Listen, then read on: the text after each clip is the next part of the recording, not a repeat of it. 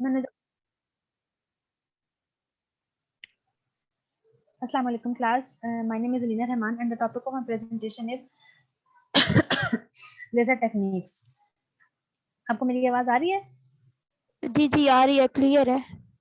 और screen share है? जी जी okay. हम देखते हैं कि लेजर होती क्या चीज है। बेसिकली लेजर जो होती है वो क्या चीज होती है, वो उसके अंदर फंक्शन कैसे होती है, उसका मैकेनिज्म कैसे होता है, उसकी डिस्कवरी किसने की है, अच्छा उसके अंदर उसकी फुल फॉर्म क्या है और उसके अंदर जो वर्ड्स हैं उनकी क्या मीनिंग्स हैं, उसकी क्या एडवांटेजेस हैं, उसके मेरिट्स डीमेरिट्स, ये सब हम इसके अंदर स्टडी करेंगे। सबसे पहले देख लेते हैं कि लेजर है क्या चीज। लेजर क्या चीज होती है? ये एक ऐसा डिवाइस होता है जो कि स्टिमुलेट करता है एटम्स को या फिर मॉलिक्यूल्स को, या स्टिमुलेट मतलब इंड्यूस करवाता है उनको कि वो इमिट करते हैं रेडिएशन को, और वो जो रेडिएशन इमिट करते हैं उसकी पर्टिकुलर वेवलेंथ होती है, उसकी पर्टिकुलर एनर्जी होती है, और वो जो एनर्जी रिलीज हुई होती है ना, सॉरी, जो फोटोन फॉर्म में रिलीज हुई होती है उनकी एनर्जी, वो एम्पलीफाइड फॉर्म में होती है, यानी कि उसको इंटेंसिफाई किया हुआ होता है, उसके एम्पलीट्यूड को इंक्रीज किया हुआ होता है। और इसका एब्रिविएशन क्या है? Light amplification by stimulated emission of radiation. Light amplification, जैसे नाम से पता चल रहा है कि एम्पलीफिकेशन हुई है, इंटेंसिफाई हुई है, यानी बूस्ट अप हुई है। क्या चीज हुई है? लाइट इंटेंसिफाई हुई है, लाइट की एम्पलीफिकेशन हुई है। और इसके क्या, इसके अंदर जो 4 मेजर स्टेप्स हैं, जो कि इसके की वर्ड्स हैं, जो की पॉइंट्स हैं मेन, वो हम देख लेते हैं। सबसे पहले इसके अंदर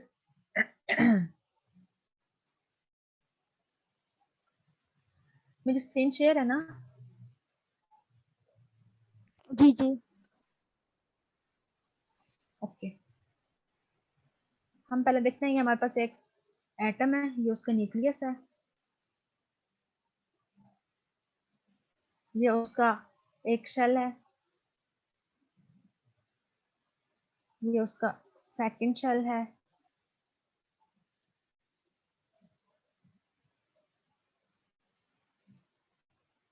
और ये उसका थर्ड शेल। मेरी स्क्रीन शेयर नहीं हो रही, लगता है कुछ और हो गया यहाँ पे। नहीं, वो डेस्कटॉप हो गया। ये कैसे हुआ है अब? ओके, एक सेकंड में दोबारा शेयर करती हूँ।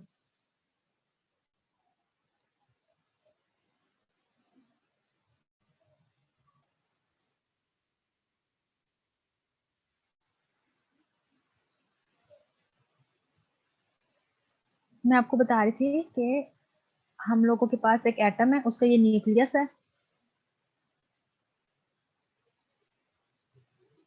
उसका ये एक शेल है, ये उसका सेकंड शेल है, ये उसका थर्ड शेल है।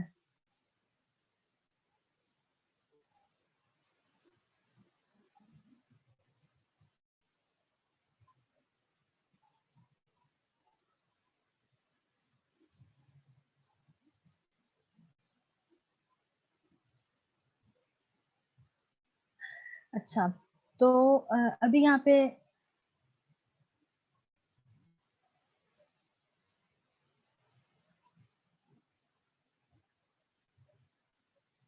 ठीक है। अब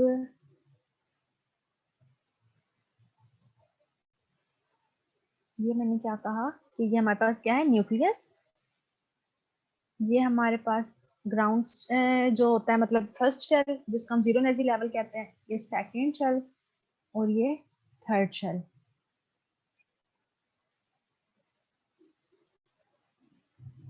हमारे पास ये न्यूक्लियस, उसके बाद ये जीरो एनर्जी लेवल,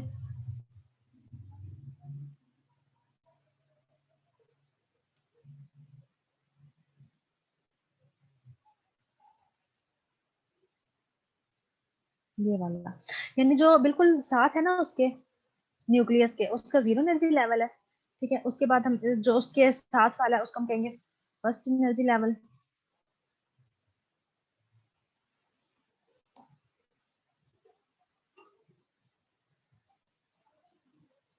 ये फर्स्ट एनर्जी लेवल, और ये उसका सेकंड एनर्जी लेवल।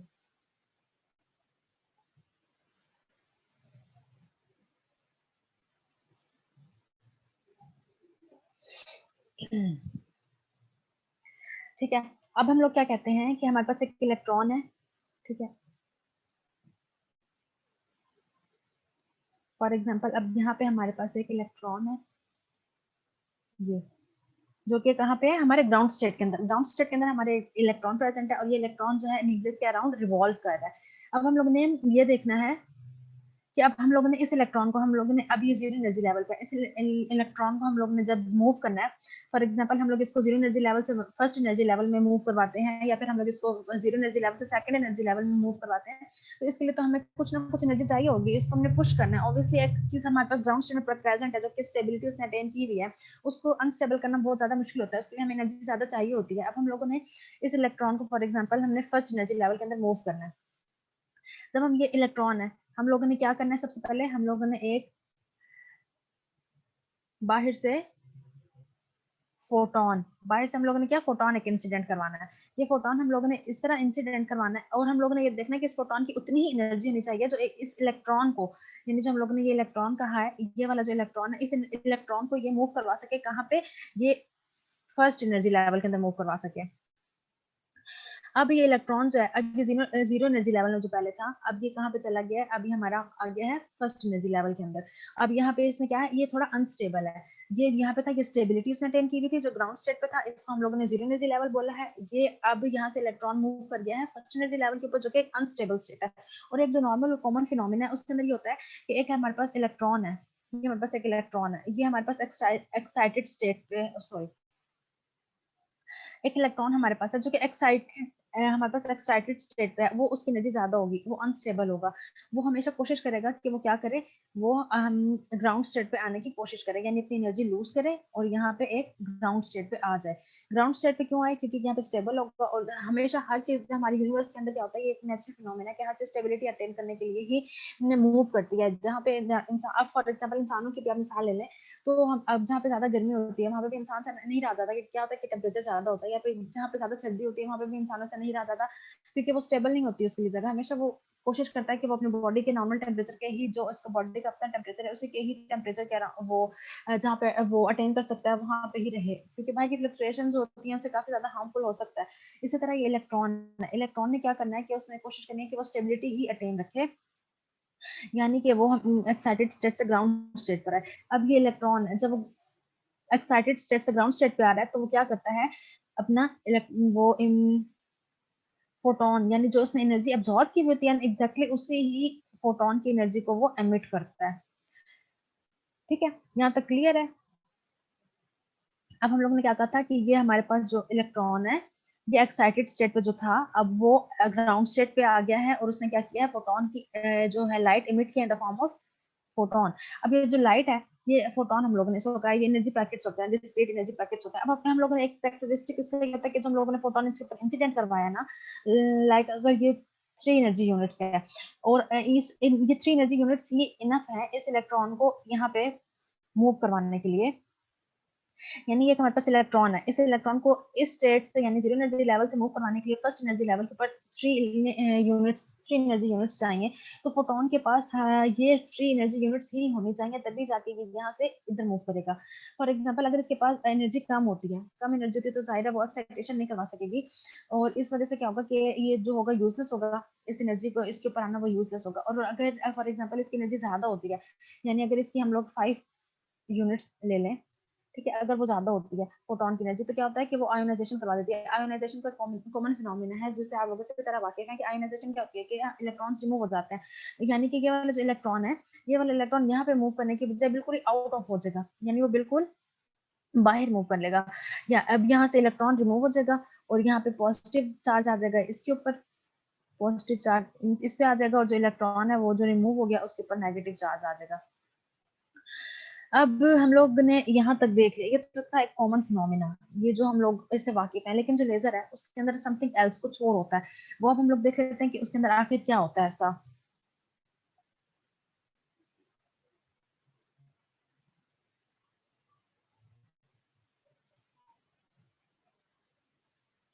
यहाँ तक आप लोग को क्लियर है?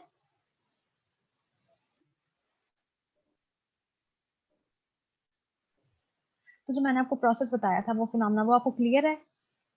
जी जी क्लियर है बिल्कुल।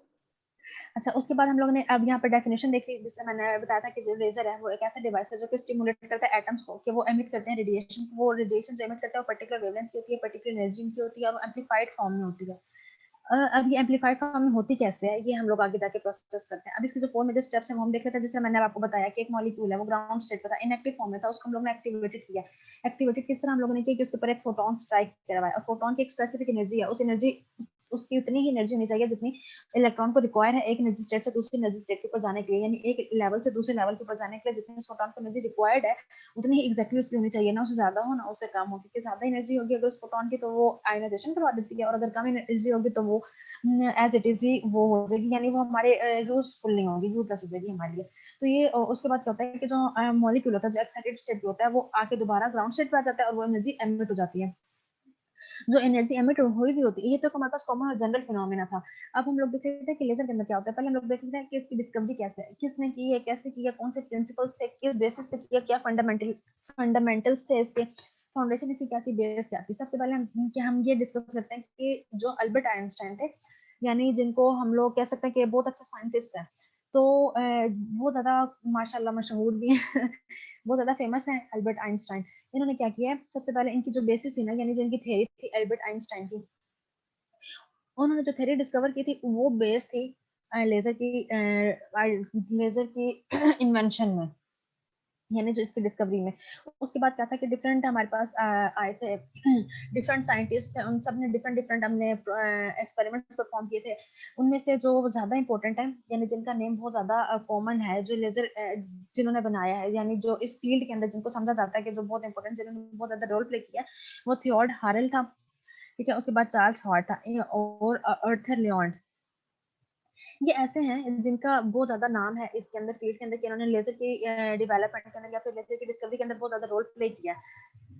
उसके बाद हम देखते हैं कि मैकेनिज्म क्या है, जिस तरह मैंने आप लोग को वहां पे बताया था, जिस तरह मैंने आपको यहाँ पे बताया था सारा ड्रॉ करके कि ये उसके डिफरेंट एनर्जी लेवल्स होता है, न्यूक्लियस होता है उसका, डिफरेंट न्यूक्लियस होता है, और उसके अलावा हम लोगों ने बताया था कि उसके किस तरह इलेक्ट्रॉन्स रिवॉल्व कर रहे होते हैं, किस तरह इलेक्ट्रॉन्स को हम लोग एक्साइटेड स्टेट पे लेकर जाते हैं, फोटॉन्स जब स्ट्राइक करते हैं तो फिर जब दोबारा वो अपने ग्राउंड स्टेट पे आते हैं तो किस तरह एनर्जी एमिट करते हैं। अच्छा, तो ये हो यहाँ तक हो गया था। अब यहाँ पे हम लोग ने क्या ना कि स्टिमुलेटेड एब्जॉर्प्शन, यानी हम लोगों ने क्या कहा था, मैं आपको बताती हूँ एक सेकंड। यहाँ पे अब आप देखें कि यहाँ पे हमारे पास क्या है कि हमारे पास एक वो एटम है, ये न्यूक्लियस है उसका, ठीक है। ये उसका जीरो एनर्जी लेवल है जिसको हम लोग ग्राउंड स्टेट भी बोलते हैं, ये इसका फर्स्ट एनर्जी लेवल। अब ये जो इलेक्ट्रॉन है, ये जो इसके अराउंड रिवॉल्व कर रहा है, इसने क्या किया, हम लोग ने फोटोन स्ट्राइक करवाना है, ये देखेंगे फोटोन है, इस हम लोग ने फोटोन स्ट्राइक करवाया, फोटोन की स्पेसिफिक एनर्जी है। जब इस फोटोन ने इसको अपनी स्ट्राइक करना है तो इसने अपनी एनर्जी इसको दे देनी है, तो ये क्या होगा, एक्साइटेड स्टेट पे चला जाएगा। इसको हम खुद सारा प्रोसेस करवा रहे हैं, यानी हम लोग एक्सटर्नल एड है इसकी, यानी एक्सटर्नल हम लोग एक्सटर्नली हम प्रोवाइड कर रहे हैं ना, नेचुरली तो ये नहीं हो रहा, स्पॉन्टेनियसली तो ये नहीं हो रहा ना, ये हम लोग खुद प्रोवाइड कर रहे हैं, इसलिए हम इसको क्या बोलते हैं, हम लोग कहते हैं इसको स्टिमुलेटेड एब्जॉर्प्शन, यानी हम लोग खुद स्टिमुलेट करवा रहे हैं। और ये एब्जॉर्प्शन और इसको हम स्टिमुलेटेड एब्जॉर्प्शन बोलते हैं। ये वाला वही है जो मैंने आप लोगों को पहले बताया था कि इंसिडेंट फोटॉन्स होती है, उसकी स्पेसिफिक एनर्जी नहीं चाहिए, ना उससे ज्यादा नहीं चाहिए, ना उससे कम होनी चाहिए। और ये वाला देखें, अब यहाँ पे जो फोटोन, अगर फॉर एग्जाम्पल इस फोटोन बिल्कुल ही आउट हो जाएगा, यानी इलेक्ट्रॉन यहाँ से रिमूव आउट हो जाएगा और ये इस एटम की बाउंड्री में ही नहीं रहेगा। अच्छा, अब इसके बाद ये तो हो गया ना स्टिमुलेटेड एब्जॉर्प्शन, यानी हम लोगों ने उसको एब्जॉर्प्शन को स्टिमुलेट करवाया है इसके अंदर। उसके बाद एक और फिनोमेना है जो होता है साइमल्टेनियस एमिशन। अब एक होता है साइमल्टेनियस एमिशन और एक होता है स्टिमुलेटेड एमिशन, इन दोनों में क्या डिफरेंस है। जो साइमल्टेनियस एमिशन है, अब हमारे पास एक, अब मैंने बताया जैसा कि अनस्टेबल कंडीशन है, जो ये एक्साइटेड स्टेट पे चला गया, ये अनस्टेबल है, ठीक है। ये एक्साइटेड स्टेट पे है, ये अनस्टेबल है, इसकी एनर्जी ज्यादा होगी, इसने स्टेबिलिटी अटेन करने के लिए दोबारा उसी ग्राउंड स्टेट पे आना है। जब ये अपने ग्राउंड स्टेट के ऊपर आएगा तो एनर्जी रिलीज करेगा। इस क्या हम फिनोमेना को हम क्या बोलते हैं कि ये हमारे पास क्या है, साइमल्टेनियस एमिशन है। यानी जो ये साइमल्टेनियस एमिशन इसको इसलिए बोल रहे हैं ना क्योंकि खुद ही हो रहा है, हम लोग इसको इंड्यूस नहीं करवा रहे, ये नेचुरली है कि एक अनस्टेबल है, अनस्टेबल स्टेट से दोबारा स्टेबिलिटी की तरफ आ रहा है, तो ये क्या होगा, साइमल्टेनियस एमिशन। अब एक तो होता है साइमल्टेनियस एमिशन, उसके बाद मैंने और ये साइमल्टेनियस एमिशन एक कैरेक्टरिस्टिक ये है कि ये जो इसकी जो रेडिएशन निकलती है ना, यानी जो एमिशन इसकी होती है वो ऑल डायरेक्शन के अंदर होती है, यानी कि वो हर डायरेक्शन के अंदर मूव कर सकती है। उसके अलावा ये देखिए अब यहाँ पे क्लियर बताया हुआ है कि अब ये हमारे पास न्यूक्लियस है, ठीक है। अब ये इलेक्ट्रॉन जो एक्साइटेड स्टेट में, अब इसने ये वाला यहाँ पे आना है ग्राउंड स्टेट में, अब यहाँ पे देखिए मूव कर रहा है इलेक्ट्रॉन जो है ये एक्साइटेड स्टेट ग्राउंड स्टेट में आ रहा है, तो यहाँ पे इसने अपनी एनर्जी रिलीज कर दिया जो एक्सेस इसकी एनर्जी थी, यानी ये अब ये स्टेबिलिटी की तरफ आ रहा है, ये अपनी स्टेबिलिटी की तरफ आ रहा है। जब ये स्टेबिलिटी अटेन कर लेगा तो ये इसकी जो एक्सेस एनर्जी थी वो तो रिलीज हो जाएगी, और वो किसी भी डायरेक्शन में हो सकता है। इस बात से हम लोगों को बिल्कुल कंसर्न नहीं है कि वो एक स्पेसिफिक डायरेक्शन में हो, ऐसा नहीं हो सकता कि वो स्पेसिफिक डायरेक्शन में हो, ये अब किसी भी डायरेक्शन के अंदर हो सकती है। ये तो हो गया हमारे पास साइमल्टेनियस एमिशन। उसके बाद होता है स्टिमुलेटेड एमिशन। मेन जो प्रोसेस है जो हम लोग कहते हैं कि जो जिसके अराउंड ये सारी लेजर की टेक्निक जो है रिवॉल्व कर रही है, वो हमारे पास है लेजर ये स्टिमुलेटेड एमिशन। अब स्टिमुलेटेड एमिशन क्या चीज है, मेन जो है ये चीज नोट करने वाली है। अब आप यहाँ पे देखें, ये हमारे पास ग्राउंड स्टेट था, ठीक है। ग्राउंड स्टेट से एक्साइटेड स्टेट के ऊपर एक इलेक्ट्रॉन ने मूव कर दिया। वो कैसे मूव किया, यहाँ पे हम लोग ने फोटोन दिया, ठीक है। फोटोन ने इसको स्ट्राइक किया, फोटोन के स्ट्राइक करने से क्या होगा कि एनर्जी जो होगी फोटोन की वो इसके इलेक्ट्रॉन के पास आ जाएगी, और इलेक्ट्रॉन से एक्साइटेड स्टेट में चला जाएगा। अब इलेक्ट्रॉन एक्साइटेड स्टेट में चला गया, वो अनस्टेबल स्टेट है, वहां से जब उसने ग्राउंड स्टेट में आना है तो उसने एमिट करनी है रेडिएशन। अब वो जो रेडिएशन एमिट करेगी उसको हम कहेंगे स्पॉन्टेनियस एमिशन। ये तो हो गया नेचुरल, यानी जो हम लोग कॉमन फिनोमेना हम लोग जो देखते हैं। उसके बाद हम लोग देखते हैं कि स्टिमुलेटेड एमिशन, यानी जो मेन प्रोसेस है जिससे हम लोगों को मेन कंसर्न है, वो क्या चीज होती है। अब हमारे पास ये एक्साइटेड स्टेट में है इलेक्ट्रॉन, ये एक्साइटेड स्टेट में इलेक्ट्रॉन है, इसके ऊपर दोबारा से फोटोन हम लोग ने स्ट्राइक करवाया। अब ये ग्राउंड स्टेट में नहीं है, एक्साइटेड स्टेट में है। क्या चीज है, इलेक्ट्रॉन है। ये इलेक्ट्रॉन एक्साइटेड स्टेट में है और हम लोगों ने इसके ऊपर दोबारा से फोटोन स्ट्राइक करवाई, और इस फोटोन की भी एनर्जी एक्जैक्टली उतनी ही है जो एनर्जी इलेक्ट्रॉन को यहाँ यानी ग्राउंड स्टेट से एक्साइटेड स्टेट में जाने के लिए रिक्वायर होती है। अब ये फोटोन जिसकी एनर्जी एक्जैक्टली उतनी है वो दोबारा एक तरह स्ट्राइक करेगा, तो क्या होगा कि एक तो पहले ये अनस्टेबल था, अनस्टेबल किस वजह से था, क्योंकि फर्स्ट फोटोन की एनर्जी भी इसके पास थी। अब ये दोबारा से इसके पास जो हम लोग ने सेकंड टाइम इसको फोटोन को स्ट्राइक करवाया है, अब ये दोबारा अनस्टेबल हो गया। अब इसकी अनस्टेबिलिटी इंक्रीज हो गई है, अनस्टेबल जितना ज्यादा अब ये देखो इंक्रीज हो गया है, इसकी अनस्टेबिलिटी जितनी ज्यादा इंक्रीज हो गई है उतना ज्यादा ये प्रेफर करेगा कि उतना जल्दी ये जाए उसके ग्राउंड स्टेट में। अब ये जब ग्राउंड स्टेट में आ रहा होता है तो क्या करता है कि एक अब इसके पास एक फोटोन की एनर्जी नहीं है, इसके पास दो फोटॉन्स की एनर्जी है। अब ये दो फोटॉन्स की एनर्जी है, अब ये दोनों ही एमिट करेगा और अपने ग्राउंड स्टेट पे आ जाएगा।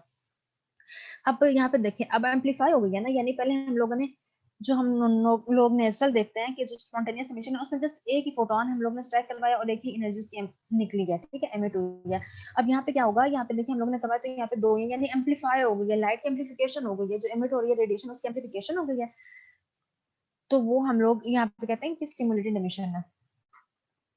अब ये स्टिमुलेटेड एमिशन होती है, ये बहुत ज्यादा इंपॉर्टेंट रोल प्ले करती है इसके अंदर, लेजर के अंदर। अब हम लोग कहते हैं कि लेजर की डिफरेंट टाइप्स होती हैं, ग्लास लेजर होती है, सॉलिड स्टेट लेजर होती है, डाई लेजर होती है, सेमीकंडक्टर होती है, और काफी ज्यादा डिफरेंट है। लेकिन इसका जो सबका प्रिंसिपल है ना मेन, वो यही है एक, कि इसके अंदर क्या होता है, सबसे पहले हम लोग ने स्टिमुलेटेड एमिशन करवानी है, यानी हम लोगों ने इसको एमिशन पहले एक्साइटेड स्टेट पे जो इलेक्ट्रॉन है उसके ऊपर दोबारा हम लोग ने फोटोन स्ट्राइक करवाना है, तो फिर जब दोबारा ग्राउंड स्टेट पे आएगा तो एनर्जी ज्यादा रिलीज होगी, एनर्जी ज्यादा रिलीज हुई है तो इसको हमने क्या कहा, स्टिमुलेटेड एमिशन। अच्छा, अब इसके बाद हम लोग अब ये देखें, मैंने आप लोग को जिस तरह बताया, ये हमारे पास फोटोन है, ठीक है, ये फोटोन एक्साइटेड स्टेट पर जो इलेक्ट्रॉन है उसके साथ इसने स्ट्राइक किया। अब इसने स्ट्राइक करने के बाद क्या होगा, नेक्स्ट देखते हैं। नेक्स्ट अब ये देखें अब ये यहाँ पे दो फोटॉन्स जो हैं वो रिलीज हो रहे हैं। पहले वहां पे एक था जो हम लोग कहते हैं साइमल्टेनियस के अंदर, अब यहाँ पे दो हैं, यानी एम्पलीफिकेशन होगी, इंटेंसिफाई हो गए हैं। अब एम्पलीफिकेशन जो होती है, हम लोग इसको अटेन कैसे करते हैं, एम्पलीफाई हम क्या तो दिया हमने कि एक इलेक्ट्रॉन है, हम लोगों ने हम लोग ने इसके ऊपर फोटॉन स्ट्राइक करवाया और उसके जब वो एमिट हो गया तो हम लोग ने एम्पलीफिकेशन हो गई है। ये तो एक तो था। अब हमें एक से पेयर, अब वो वहां पे जो मैंने आपको पहले डिस्कस किया, यहाँ पे जस्ट ये देखें, यहाँ पे एक पेयर है और ये एक पेयर जो होता है ये सफिशिएंट नहीं होता, ये एक पेयर होता है, ये लेजर के सारे प्रोसेस को कंटिन्यू करने के लिए सफिशिएंट नहीं होता, इसलिए हम लोगों को ज्यादा चाहिए होता है। एक हम लोग के पास चेन चाहिए होती है, सीरीज चाहिए होती है हम लोग के पास फोटॉन्स की, ताकि वो अपना रोल प्ले कर सके। अब ये किस तरह होती है, अब ये हम आप देख लेते हैं, एक मिनट। अब ये है हमारे पास ये एक ये अब हमारे पास एक स्लाइड, अब हमारे पास ये है, हमारे पास हमने कहा ये कैविटी है, ठीक है। अब ये कैविटी है और ये हमारे पास एक ग्लास सिलेंडर है जिसके अंदर वैक्यूम में एक कैविटी हमारे पास है, ठीक है, वैक्यूम इसके अंदर क्रिएट हुआ हुआ है। अब इसके साइड्स पे मिरर लगे हुए हैं, ये दोनों लेफ्ट एंड राइट साइड पे इसके मिरर लगे हुए हैं। अब ये जो है मिरर लेफ्ट साइड वाला, इसका 100% रिफ्लेक्टिविटी है, यानी अंदर जो भी मटेरियल होगा वो 100% इससे रिफ्लेक्ट होकर वापस आएगा। लेकिन ये वाला जो है दूसरा, जो हमारे पास राइट साइड पे है मिरर, इसके अंदर 100% रिफ्लेक्टिविटी नहीं है, इसके अंदर रिफ्लेक्टिविटी कम है। और ये जो हम लोग ने इसके अंदर जो मटेरियल यूज किया है उसको हम कहते हैं गेन मीडियम। ठीक है, गेन मीडियम क्या होता है? गेन मीडियम वो एटम्स होते हैं, यानी जो वो मीडियम होता है जिसके अंदर एटम्स होते हैं, उसको हम लोग एक्साइट करके स्टिमुलेटेड एमिशन को अचीव कर सकते हैं। स्टिमुलेटेड एमिशन जिस तरह मैंने आपको बताया पहले उसको हम लोग ने अचीव करना है। हम लोगों ने किस में करना है? एक कैविटी है हमारे पास, ठीक है, उस कैविटी के अंदर हम लोगों ने गेन मीडियम ऐड किया हुआ है। गेन मीडियम क्या चीज है? हमारे पास वो मीडियम है जिसमें एटम्स होते हैं या फिर मॉलिक्यूल्स होते हैं जिनको हम लोगों ने एक्साइट करना है। एक्साइट करके हम लोगों ने स्टिमुलेटेड एमिशन को अचीव करना है। अब हमारे पास अंदर ही हमारे पास मीडियम है, ठीक है, हम लोग ने कहा गेन मीडियम। हम लोग ने एक्सटर्नली क्या करना है? इसके ऊपर ना लाइट सोर्स हम लोगों ने फॉल करवानी है।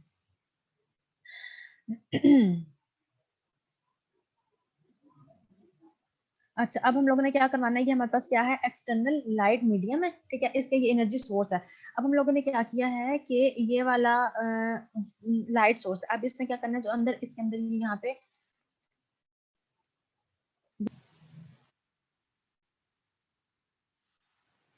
जिस तरह मैं आपको बता रही थी कि इसके अंदर हम लोगों के पास क्या था?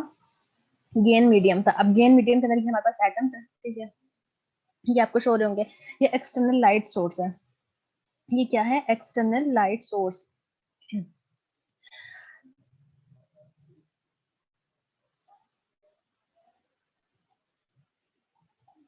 एक्सटर्नल एनर्जी सोर्स हम या फिर लाइट सोर्स,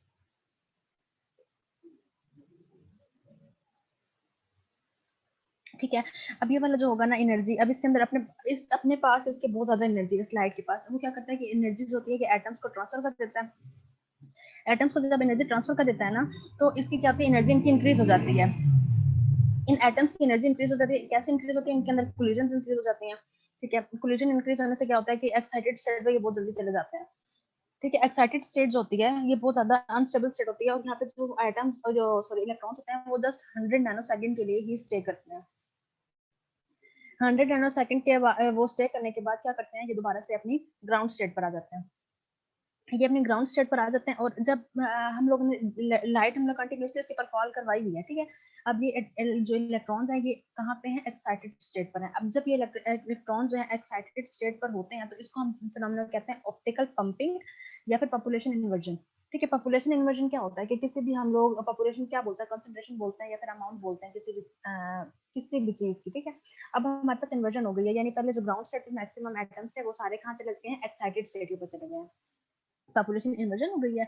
अब हम लोगों ने क्या करना है? हमारा जो मेन वो होता है ना, जो हमारा मेन कंसेप्ट होता है वो या फिर जो हमारा जो मेन फोकस होता है वो क्या होता है? हम चाहते हैं कि एक्साइटेड स्टेट पर ही इलेक्ट्रॉन्स रहें, और एक्साइटेड स्टेट के ऊपर जो इलेक्ट्रॉन्स हैं उनके ऊपर हम लोग लाइट फॉल करवाएं। वो क्या हो जाए? इससे समय स्टिमुलेटेड एमिशन हो जाए। लेकिन ये हम लोगों ने पढ़ा है, हम लोग पहले भी पढ़ते आ रहे हैं कि जो एक्साइटेड स्टेट होती है ये काफी अनस्टेबल होती है, ग्राउंड स्टेट पर आ जाती है। इसलिए हम लोग के पास एक और फिनोमेना होता है।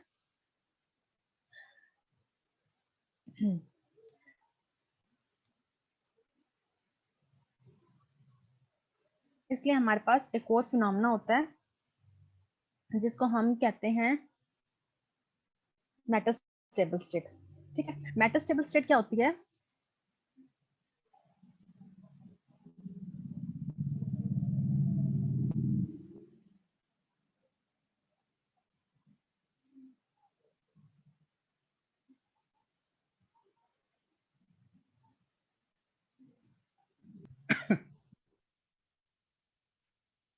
मैं आपको बताया थी कि मेटास्टेबल स्टेट होती है ये।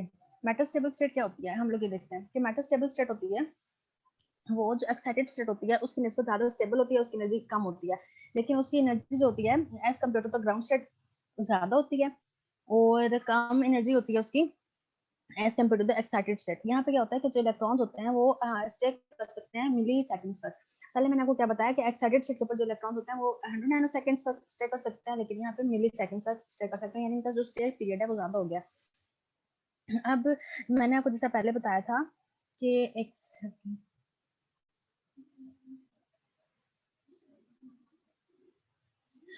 ये अब मैंने पहले आपको क्या कहा था, ये हमारे पास कौन सा है, जीरो एनर्जी लेवल, ये हमारे पास हो जाएगा फर्स्ट एनर्जी लेवल और ये हमारे पास हो जाएगा थर्ड एनर्जी लेवल। अब पहले हम लोगों ने क्या कहा था कि हमारे पास जो इलेक्ट्रॉन था वो पहले यहाँ पे था, ग्राउंड स्टेट पे था, यहाँ पे इलेक्ट्रॉन था, ठीक है, उसने क्या किया, यहाँ पे इलेक्ट्रॉन था, ये इलेक्ट्रॉन को हम लोग ने फोटोन से स्ट्राइक करवाया, वो इलेक्ट्रॉन अब क्या करेगा, यहाँ से यानी ग्राउंड एनर्जी लेवल से मूव करके सेकंड एनर्जी लेवल के अंदर वो चला जाएगा, ठीक है। अब सेकंड एनर्जी लेवल के अंदर वो चला गया, अब उसने लेट्स सपोज 3 एनर्जी यूनिट्स उसने ना 3 एनर्जी यूनिट्स उसने एब्जॉर्ब किया, अब वो कहाँ चला गया, वो सेकंड एनर्जी लेवल के ऊपर चला गया। सेकंड एनर्जी लेवल के ऊपर जाने के बाद वो अब अनस्टेबल है, ठीक है, अनस्टेबल है, और उसने अब क्या करना है, अपने आप को स्टेबल करना है, तो उसने नीचे तो आना है ऑब्वियसली, उसने नीचे आना है। अब यहाँ पे सेकंड एनर्जी स्टेट से वो कहाँ पे आएगा, फर्स्ट एनर्जी स्टेट के ऊपर आएगा। फर्स्ट एनर्जी स्टेट के ऊपर जब वो आएगा तो थोड़ी सी एनर्जी अपनी रिलीज करेगा, जो थोड़ी सी अपनी एनर्जी रिलीज करेगा वो हीट की फॉर्म में होगी, यानी वो वेवलेंथ या लाइट की फॉर्म में नहीं होगी। ये जो एनर्जी वो रिलीज करेगा इसको हम क्या कहते हैं, रेडिएशन लेस ट्रांजिशन, ठीक है, इसको हम क्या बोलते हैं, रेडिएशन लेस ट्रांजिशन। यानी जो इलेक्ट्रॉन है जो यहाँ पे सेकंड एनर्जी स्टेट पर चला गया है वो कहाँ पे आएगा, second sorry first energy state पर आएगा, ठीक है। अभी वो ग्राउंड स्टेट पर नहीं आया, अभी वो यहीं पे ही है। और अब हम ये जो ये फिनोमेना है ना यहाँ पे, ये जो यहाँ पे स्टे करेगा कुछ देर के लिए फर्स्ट एनर्जी लेवल के ऊपर, इसको हम कहते हैं कि ये मेटा स्टेबल स्टेट है, क्योंकि यहाँ पे वो स्टे करेगा, इसका स्टे टाइम यहाँ पे कुछ ज्यादा होगा, ठीक है। अब क्या होगा कि यहाँ पे जब वो होगा ना इलेक्ट्रॉन, अब यानी कि जो इलेक्ट्रॉन है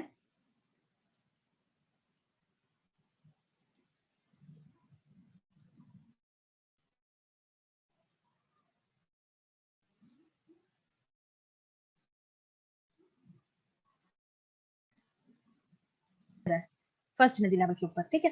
अभी जो हमारे पास इलेक्ट्रॉन जो हमारे फर्स्ट एनर्जी लेवल के ऊपर है, ये यहाँ पे, अब यहाँ पे हम लोगों ने क्या करना है, दोबारा से हम लोगों ने हम लोगों ने फोटोन को स्ट्राइक करवाना है, ये एक और फोटोन हमने स्ट्राइक इसके ऊपर करवाना है।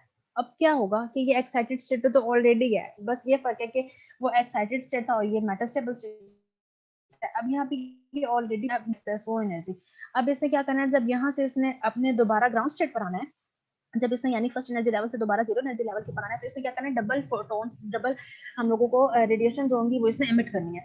इससे क्या होगा, ये तो भी हमने एक एटम की बात की है, और ये वाला फिनोमेना जो है वो काफी ज्यादा हो रहा है ना, ये वाला अभी जस्ट हम लोगों ने इसके अंदर एक के अंदर हम लोगों ने ये बात की है, लेकिन ये वाला जो फिनोमेना है ये काफी ज्यादा, ये इसके अंदर एटम्स है, वो डिफरेंट एटम्स के अंदर हो रहा है। अब ये जो रेडिएशन है, अब यहाँ पे कुछ एटम्स होंगे जिन्होंने एब्जॉर्ब इसकी रेडिएशन नहीं की हुई होगी, यहाँ पे कुछ एटम्स हैं जिन्होंने एब्जॉर्ब नहीं की हुई होगी रेडिएशंस को, तो क्या होता है कि वो जो होते हैं एक्साइटेड स्टेट पे जो एटम्स होते हैं, वो ग्राउंड स्टेट में जो एटम्स जिन्होंने अभी तक एब्जॉर्ब नहीं की उनके साथ कोलिजन करते हैं, उनके साथ कोलिजन करने से क्या होता है कि उनकी दोबारा से और ज्यादा कोलिजन ज्यादा हो जाएगी और एक्साइटेशन ज्यादा हो जाएगी, जितनी ज्यादा एक्साइटेशन होगी उतनी ज्यादा ऊपर से रेडिएशन तो वैसे ही फॉल हो रही है, उतनी ज्यादा रेडिएशन इसके ऊपर फॉल हो जाएगी, और ज्यादा रेडिएशन फॉल होने की वजह से क्या होगा कि जो इलेक्ट्रॉन्स हैं वो ज्यादा एक्साइटेड स्टेट पे चले जाएंगे, और वहां पे फिर दोबारा वहां से थोड़े यानी सेकंड एनर्जी लेवल से फर्स्ट एनर्जी लेवल पर आएंगे तो उतनी ज्यादा एनर्जी रेडिएशन एमिट होगी, और आहिस्ता आहिस्ता थोड़ा थोड़ा करते हैं यहाँ पे इतने ज्यादा रेडिएशन इमिट हो जाएंगे कि पहले क्या था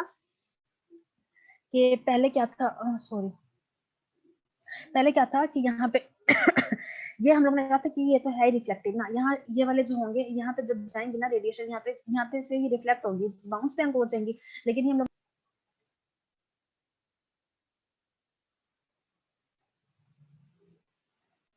मैं बता रही थी यहाँ पे कि ये जो है ये तो रिफ्लेक्टिव है, ठीक है, यहाँ पे तो रेडिएशन होंगी रिफ्लेक्ट हो जाएंगी बाउंस बैक हो जाएंगी, लेकिन ये वाला जो था ये नॉन रिफ्लेक्टिव था, ठीक है। यहाँ पे जो रेडिएशन होंगी अब ये इतनी ज्यादा इनकी इंटेंसिटी इंक्रीज हो जाएगी, क्योंकि पहले मैंने आपको एक एटम की बात की थी, अब यहाँ पे काफी ज्यादा एटम्स है।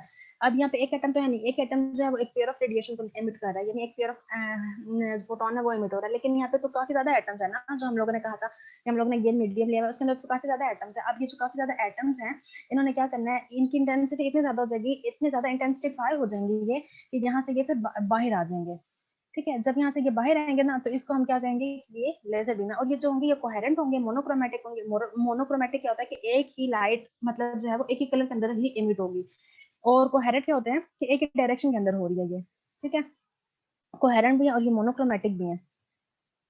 और अब यहाँ से अब ये क्या होता है कि एक ही पॉइंट पर जस्ट फोकस करेंगे, क्योंकि ये एक ही तरफ से निकल रहे हैं, देखिए आप लोग। और ये किस वजह से हो रहा है, मैंने आपको पहले बताया था कि स्टिमुलेटेड एमिशन की वजह से हो रहे हैं। इसलिए ये क्या होता है कि सिर्फ एक ही डायरेक्शन के अंदर मूव करते हैं। जो मैंने आपको बताया था ना साइमल्टेनियस एमिशन की वजह से होता है, वो तो ऑल डायरेक्शन में जाते हैं ना, क्योंकि वो तो एक नेचुरल फिनोमेना है कि एक्साइटेड स्टेट से ग्राउंड स्टेट पे आ रहे हैं इलेक्ट्रॉन्स। वो तो एक हमारे पास नेचुरल फिनोमेना है ना कि उसमें से रेड फोटॉन्स होंगे, एमिट होंगे। लेकिन यहाँ पे कहते हैं स्टिमुलेटेड एमिशन होती है। स्टिमुलेटेड एमिशन क्या होती है कि हम लोगों ने जो एक्साइटेड स्टेट के ऊपर हमारे पास पहले से इलेक्ट्रॉन्स प्रेजेंट है, उनके ऊपर जब हम लोग ने दोबारा से एक्सटर्नली हम लोग ने फोटोन स्ट्राइक करवाया, फोटोन के स्ट्राइक करने की वजह से क्या होता है, और ज्यादा अनस्टेबल हो जाता है। और जितनी ज्यादा उसकी अनस्टेबिलिटी इंक्रीज हो जाती है, उतना ज्यादा वो फिर जल्दी ग्राउंड स्टेट पर आता है। और ग्राउंड स्टेट पर आने की वजह से क्या होता है कि अब जब वो ग्राउंड स्टेट पर आता है तो उतनी ज्यादा वो एनर्जी एमिट करता है। तो उसको हमने क्या कहा था कि स्टिमुलेटेड एमिशन है हमारे पास। और ये हमारे पास जो था ये सारा फिनोमिना था इसका कि किस तरह लेजर वर्क करता है। किसी को क्वेश्चन है तो पूछ लें। अलीना काइंडली ये स्टिमुलेटेड फिनोमेना दोबारा बता दें, यहाँ से थोड़ी समझ नहीं आई। अच्छा, जो स्टिमुलेटेड एमिशन है जो मैंने यहाँ पे पहले बताया था आपको, ये अब आप यहाँ पर देखें, ये हमारे पास मैंने आपको बताया था कि हमारे पास एक एटम है, ठीक है। ये हमारे पास न्यूक्लियस है उसका, ठीक है। न्यूक्लियस है, ये हमारे पास कौन सा है, उसका 0 एनर्जी लेवल है। और ये हमारे पास जो है ये फर्स्ट एनर्जी लेवल है। अब हम लोगों ने क्या किया, ये ग्राउंड स्टेट है, ठीक है, ये एक्साइटेड स्टेट है। हम लोगों ने पहले करवाया था कि हम यहाँ पे ग्राउंड स्टेट पे इलेक्ट्रॉन था, हम लोगों ने इसको स्ट्राइक करवाया था फोटोन के साथ, ठीक है। जब फोटोन ने इसको स्ट्राइक किया था तो वो अनस्टेबल हो गया था, वो हाई एनर्जी स्टेट पे चला गया था। ये एक्साइटेड स्टेट है। नॉर्मली तो ये होना चाहिए ना, देखिए नॉर्मली तो ये होना चाहिए,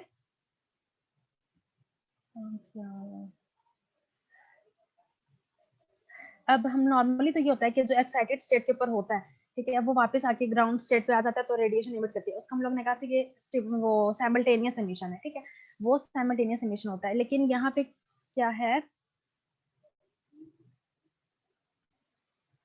जी, लेकिन यहाँ पे क्या है कि ये एक्साइटेड स्टेट पे ऑलरेडी इलेक्ट्रॉन प्रेजेंट है। ये इलेक्ट्रॉन जो है एक्साइटेड स्टेट पे कैसे गया, ऑब्वियसली यहाँ पे किसी इलेक्ट्रॉन फोटोन ने इसको स्ट्राइक किया तभी ये इस स्टेट पे गया। एक्साइटेड स्टेट पे दोबारा चला गया तो इस फोटोन ने क्या किया है, इस दोबारा हम लोगों ने एक और सेकंड फोटोन जो हम लोगों ने वो इसके साथ स्ट्राइक करवाया। इस सेकंड इलेक्ट्रॉन की इसके साथ स्ट्राइक करवाने की वजह से क्या कि इसकी अनस्टेबिलिटी इंक्रीज हो गई है, अनस्टेबिलिटी इसकी इंक्रीज हो गई है। इसका मतलब क्या है कि अब ये ज्यादा इसके पास एनर्जी आ गई है, ठीक है। अब ये क्या करेगा कि अपने आप को लो एनर्जी स्टेट पर लाने की कोशिश करेगा ना, तो ये जो इलेक्ट्रॉन है, ठीक है, ये क्या करेगा, ये जब एमिट करेगा रेडिएशन को तो वो एक नहीं होंगी, फिर वो दो रेडिएशन होंगी, ठीक है। ये देखें, ये पीछे था ये, अब ये दोबारा कहाँ पे आ गया, ग्राउंड स्टेट पर आ गया ना। यहाँ पे ग्राउंड स्टेट पर आ गया है तो ये इसने एक की बजाय दो रेडिएशन को एमिट कर दिया। इसको हम लोग ने क्या कहा था, स्टिमुलेटेड एमिशन है। ये साइमल्टेनियस नहीं है, ये हम लोग ने खुद स्टिमुलेट करवाया हुआ है। क्लियर हुआ मुंतहा? जी हो गया। It's okay. और फिर हम लोगों ने कहा था कि यहाँ पे काफी ज्यादा हम लोगों ने फिनोमेनस के थे। यहाँ पे हम लोगों ने गेम मीडियम हम लोगों ने लिया था जिसमें काफी ज्यादा एटम्स होते हैं। और फिर उसके अंदर हम लोगों ने क्या करा था कि यहाँ से एक्सटर्नल हम लोगों ने लाइट सोर्स लिया था, उसके हम लोगों ने रेडिएशन इसके ऊपर फॉल करवाई थी। तो एक्साइटेशन इनकी ज्यादा हो गई, कोलिजन इनकी ज्यादा हो गई थी। कोलिजन ज्यादा होने की वजह से इनके अंदर क्या होता है कि एक्साइटेड स्टेट पर चले जाते हैं। फिर यहाँ पे मेटल स्टेबल स्टेट के बारे में मैंने आपको बताया था कि मेटल स्टेबल स्टेट भी होती है, वो जो जिसकी जो लाइफ स्पैन होता है वो एक्साइटेड स्टेट की मतलब ज्यादा होता है और उसकी एनर्जी जो होती है थोड़ी कम होती है। तो इसकी वजह से क्या होता है कि वहां से भी कंटिन्यूसली लाइट इसके ऊपर फॉल हो रही है, तो ये यहाँ पे क्या हो रहा है, एम्पलीफाई हो गई है रेडिएशन, ठीक है, एम्पलीफाई हो गई है। तो ये नॉन रिफ्लेक्टिव साइड होती है। नॉन रिफ्लेक्टिव साइड क्यों होती है ये, क्योंकि हम लोगों ने खुद से इसको रखा है। हम लोग अगर दोनों को रिफ्लेक्टिव साइड्स बना देंगे, ये रिफ्लेक्टेड हम मिरर्स होते हैं, ये एक हमारे पास ये नॉन रिफ्लेक्टेड होती है और ये रिफ्लेक्टेड होती है। अगर हम ये दोनों रिफ्लेक्टेड करेंगे तो वो तो अंदर ही मूव करते रहेंगे ना, यहाँ से स्ट्राइक करेंगे रेडिएशन, फिर यहाँ आ जाएंगे, यहाँ से स्ट्राइक करके वापस बैक बाउंस हो जाएंगे। तो ये वाला जो फिनोमेना है ये तो होता रहेगा। इसलिए हम लोग क्या करते हैं कि इस एक को हम लोग नॉन रिफ्लेक्टिव लेते हैं। इससे क्या होता है कि यहाँ पे इनकी इंटेंसिटी इतनी ज्यादा हो जाती है, इतनी ज्यादा हो जाती है कि वो फिर अपने आप को बाहर वो निकाल लेती हैं, यानी ट्रांसमिट हो जाती हैं, बाहर की तरफ मूव कर लेती हैं। तो ये था सारा फिनोमेना हमारा, किस तरह लेजर एमिशन होती है और किस तरह इसका सारा प्रोसेस है यहाँ पे, ठीक है। ये एम्पलीफिकेशन हो गई है। हम लोग अब इसके देख लेते हैं यूजेस। जो लेजर है इसके काफी ज्यादा यूजेस है, बहुत ज्यादा इसकी ना वाइड रेंज है इसकी एप्लीकेशन की। ये हमारे मेडिकल के अंदर यूज होती हैं, लेजर आई ट्रीटमेंट की होती है, हमारी आईज के अंदर भी हो सकती हैं, कैंसर सेल्स को भी डैमेज करने के लिए हो सकते हैं, वेल्डिंग प्रोसेस के अंदर ये यूज हो सकती हैं। और काफी ज्यादा इसके हैं, ये मिलिट्री के अंदर यूज हो सकती हैं।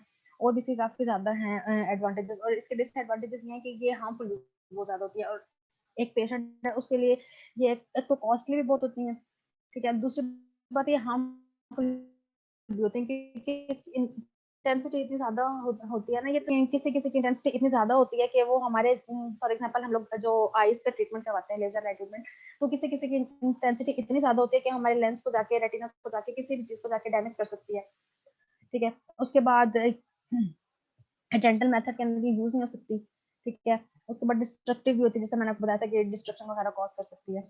और ये बस यही था मेरा टॉपिक, और अगर किसी को समझ ना आई हो तो मुझसे पूछ ले।